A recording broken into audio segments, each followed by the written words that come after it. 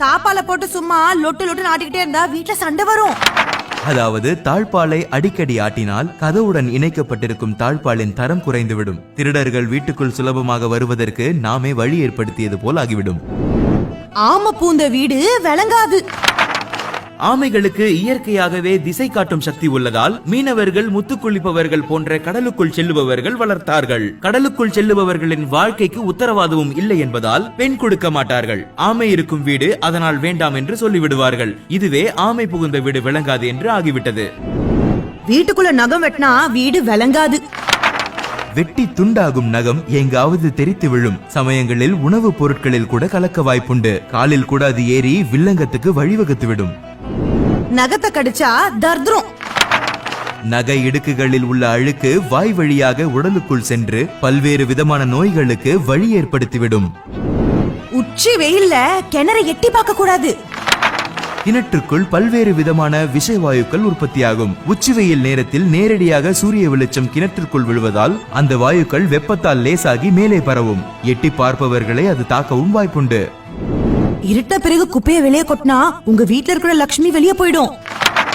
வீட்டிற்குள் பகல் முழுவதும் நடமாடும் நாம் ஏதாவது சின்னஞ்சிறு நகை போன்ற பொருட்களை தவற விட்டிருந்தால் அது குப்பையில் சேர்ந்திருக்கும். இரவு நேரத்தில் அள்ளி தெருவில் கொட்டிவிட்டால் பிறகு அதை தேடி கண்டுபிடிப்பது மிகவும் சிரமம். வீட்ல புறா வளர்க்க கூடாது. வளர்த்தா குடும்பம் அழிஞ்சிடும். புறா கழிவுகளின் வாசனை பாம்பை ஈர்க்க வல்லது. அதனால் அதை தேடி விஷப்பாம்புகள் வரும் வாய்ப்பும் உள்ளது. நைட்டு நேரத்துல கீரையை சாப்பிட்டா யமனை கூப்பிடுற மாதிரி. கீரை எளிதில் ஜீரணமாகாது. அதிலும் இரவில் சாப்பிட்டு படுத்தால் தேவையற்ற உடல் தொந்தரவுக்கு வழிவகுத்துவிடும். எனவே பகல் வேளைகளில் மட்டுமே அதை சாப்பிட வேண்டும். புளிய மரத்து கீழே தூங்குனா பேய் அடிக்கும். புளிய மரம் இரவில் அதிக கார்பன் டை ஆக்சைடு வாயுவை வெளியிடும். ஆக்சிஜனை உட்கொள்ளும் நாம் புளிய மரத்தின் அருகில் உறங்கினால் மூச்சு திணறல் கூட ஏற்படலாம். அந்த மூச்சு திணறலையே பேய் என்று கூறுவார்கள். முருங்கை மரத்தை வாசல்ல வச்சா வீடுக்கு ஆகாது. மரங்களிலேயே மிகவும் மென்மையான மரம் முருங்கை மரம் என்பதால் அதிக காற்றினால் ஒடிந்து விழ வாய்ப்புண்டு. குழந்தைகள் ஏறினால் கூட பட்டென்று கிளைகள் முறிந்து விபத்துக்கும் வழிவகுத்துவிடும். தவிர அதில் வரும் கம்பிளி பூச்சி உள்ளிட்டவை எளிதாக வீடு தேடி வரும் வாய்ப்பும் உள்ளது. இப்படி தலைவிரி கோலமா பொண்ணுங்க இருக்கவே கூடாது. தலைவிரி கோலமாக இருக்கும் பொழுது முடி உதிரும். அதுபோக சமைக்கும் போதும் பரிமாறும் போதும் உணவில் தலைமுடி விழுந்து அருவருப்பு ஊட்டுவதை தவிர்க்க முடியும்.